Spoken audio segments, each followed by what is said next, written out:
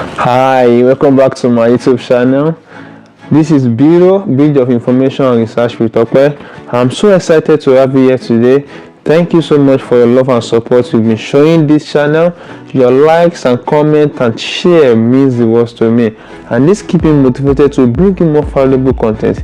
If you are new here, welcome to the family. Don't forget to hit that subscription button and turn on your notification bell so you don't miss any updates from this channel. Today we are diving into an important topic that affects millions of people worldwide. Guess what? Diabetes. Whether you are living with diabetes or you are just curious to learn more, this video is for you. Today we will be breaking it down in a way that is easy to understand, exploring what diabetes is, how it affects the body, and some practical tips for managing it effectively. So stay tuned because this information you don't want to miss. Firstly, let's understand what is diabetes. Diabetes is a condition where your body has trouble controlling or managing sugar level in the blood. So the next question we have to answer is that how did we get glucose to the blood? Glucose is a simple sugar and the type of carbohydrate that acts as a body main source of energy. This is found in many foods, especially those high in carbohydrates like fruit, bread, rice, and sweets. When we eat food that belongs to carbohydrate class, our body breaks them into smaller molecules, starting from the mouth, chewing, and this process continues to the stomach. That's the digestion process. Now, one of the products of this digestion is called glucose. It's a 6-carbon sugar that is found in the blood, and glucose is a sugar that fuels our body. Think of it as the way gas fuels a car. Once digested, glucose is then absorbed into the bloodstream from the small intestine. Now, this is how the glucose gets into the blood. When we eat food, this food is digested from our mouth to the stomach. The stomach is connected to the small intestine, and the first part of the small intestine is called duodenum. And this duodenum, the connection between the stomach and the duodenum is called pylorus. And in this pylorus, we have what we call the pyloric sphincter, and this is the nerve that controls the movement of food, digested food, from the stomach to the small intestine. Now, in this area, we have an organ called pancreas. This pancreas is located in our abdomen below the stomach, and its head enter the small intestine. That's the duodenal part. Now, there is two functions of this pancreas. The first function of pancreas is what we call hormonal function, and the second one is called digestive function. The digestive function means that this pancreas produces some digestive enzyme like protease, lipase for digestion of food in the stomach. And the hormonal function is that it produces two hormones. The first hormone is called glucagon and the second hormone is called insulin. These hormones are very important for absorption of blood glucose in the body. Now, let's take it one after the other. Now, apart from this, insulin helps us to absorb this glucose from the bloodstream to the cell. This insulin also helps us to store this glucose in the blood, in the liver and the muscle. So the excess glucose in the blood that is not useful in the cell is stored in the liver and in the muscle. Just think as if the food that remains that we kept in the freezer, and when we are hungry again, we bring this food out to eat. So when the body needs glucose again, the glucose that we store in the liver as glycogen and in the muscle is broken down back to glucose, which serves as a fuel for the body again. However, in diabetics, it's either two cases. It's either the body doesn't produce this insulin, or this insulin is produced and is not functioning. And this causes accumulation of this glucose in the blood, leading to a phenomenon called diabetics. Now you get the twist. Now, let's dive into types of diabetics. We have 3 types of diabetics. We have type 1 diabetes, we have type 2 diabetes, and we have what we call gestational diabetes. Let me start from the smallest part. The gestational diabetes, it is type of diabetes that affect the pregnant woman when they are pregnant. Then this often disappear after they give birth, but in some cases it can lead to type 2 diabetes. So this gestational diabetes affects only pregnant women. Now, what is type 1 diabetes? This type 1 diabetes is the body immune system attack the insulin producing cell, which is what? The pancreas. So the body immune system attacks this insulin producing cell in the pancreas so the body is without insulin. So this insulin is not being produced in the body. And this actually occurs in the adult. And remember, this type 1 diabetes does not depend on lifestyle. It actually due to immune disorder, maybe genetic factor, environmental factor, and so on. And some ethnic group have this type 1 diabetes, and so it's commonly found in the adults.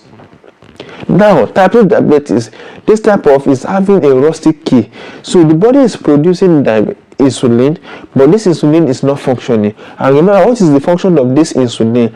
The function of this insulin is to help us to absorb this blood sugar, which is glucose, from the bloodstream into the cell where we need it for as a source of our energy. Now, this insulin is being produced, but it's not serving its purpose. And what causes is that there's what we call insulin receptor. Once this insulin receptor is not functioning, insulin will not be able to carry out its function. Now, there's what we call hyperglycemia. Hyperglycemia is when the blood glucose is high. When I mean blood glucose, I mean blood sugar.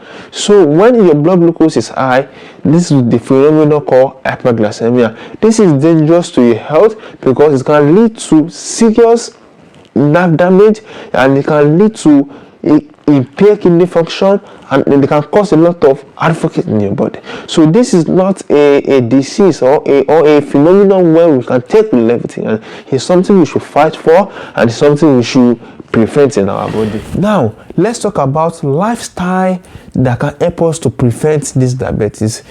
The first one is what we call diet tips. Now, there's a popular say that says, wash what you eat what you wash. Now, the first thing, we have to focus on low glycemic index food. What do we mean by this? Low glycemic index food means the food that are low in sugar. First, let's think about unripe plantain, our beans, our leaf vegetable. These foods help us to maintain low blood sugar. And let's talk about whole grains, nuts, seed, walnut, turmeric, our starchy vegetable, which is cucumber, sweet potato. All this food can help us to prevent diabetes. Now, let's talk about herbal remedy. There are a lot of herbal remedy that has been researched on which work effectively for diabetes. The first one is what we call bitter melon, also known as Momodica chantia, and this mimics insulin and lower blood sugar. We have fenugreek, we have neem, and we have guava leaves, we have aloe vera, that's common, and we have moringa, also common, and we have ginger, easily accessible to everyone, and green tea also helps to maintain low blood sugar. Now, there are some supplements that can help us too. We have chromium, we have magnesium, we have vitamin D, we have omega-3 fatty acid. This omega-3 fatty acid can be found in fish, oil, and this helps to reduce inflammation. Inflammation, yes, talk for another day. Now, there are some lifestyle we can use. Physical activities help the body to use insulin more effectively. Simple activities like 30-minute walk can help you, and even dancing to your favorite music, all those blessed dance, all this dance can help us to fight this diabetes. Now, adequate sleep can also help us to maintain steady blood sugar. Hydration. This hydration, drinking water helps us to flush out excess sugar through urine. You know, kidney does this filtration job. In our subsequent lecture, we are going to cover the functions of kidney, and you know how important that is. Now, let's go to early signs of diabetics. What are the signs that shows that maybe you are diabetic in nature? The first thing is that frequent urination and thirst. You feel like you urinate more often, and you feel thirst more often, and fatigue. This is due to the cell unable to get energy they need. You know, this blood glucose primary function is to go into the cell to serve as the energy, Now, this glucose is broken down in the cell through a pathway called glycolytic pathway. This is the pathway that converts this 6-carbon glucose to 3-carbon molecule called pyruvate. And this pyruvate is further broken down to get ATP in the presence of oxygen. A story for another day. Let's leave it there. Now let's talk about breakthrough research that has been conducted on diabetics. First, let's talk about herbal remedy. I've listed those herbal remedies for you before. Moringa leaf, bitter melon, ginger. All these herbal remedies have been tested and it has been confirmed that it actually works for diabetics. Now, there's technology advancement, continuous glucose monitoring, checking your blood glucose regularly. This helps you to live a lifestyle that plans your life towards achieving a goal of reducing your blood sugar. You get it right? Yeah. Now, mental health and diabetics. Someone say, what is mental health doing here? Yes, diabetes can affect your mental health because living with diabetes can lead to stress, anxiety, and depression because the cell doesn't get enough energy they need to function. This can lead to depression, stress, and anxiety. Now, how do I know my blood glucose level? This is very simple. The instrument used to measure blood glucose is called glucometer. Glucometer is a device that's used to measure the blood glucose. Now, this is available in the pharmacy. You can get this glucometer in pharmacy. It's easily accessible, and you can go to a medical laboratory to conduct a test. There's a range for this test. If you are doing fasting blood sugar level, when you say fasting blood sugar level, it means the test you did before you eat. You're not eating anything, you are not exposed to sunlight, because exposing yourself to sunlight can increase your blood glucose. Talk for another day. Now, if you are less than 100 mg per dl, that is normal. And if you are 100 to 125, that's pre-diabetes. And when you are 125 above, twice. That means you have to be the twice when you are 125 above. This shows that you are diabetics. That's for fasting, when you have not eaten. And when you have eaten and you conduct a test, when you are less than 140, that's normal. And when you are 140 to 199, that depends on the food you just finished eating, and that's pre-diabetics. And when you are above 200 mg per dl, oh, you are diabetics. So you have to watch your life and be careful. Diabetes is increasing daily by daily. Millions of people have affected diabetes already, and millions are still living with diabetes without knowing. Let's be careful with what we eat. Watch what you eat what you watch. Yes, we have come to the end of the lecture today. We have covered a lot today, from the biochemistry of diabetics to lifestyle and to profession to early sign. If you find this helpful, don't forget to like, share, and subscribe, and tell us in the comments what topics should we cover next. Until then, stay healthy and informed. Love you.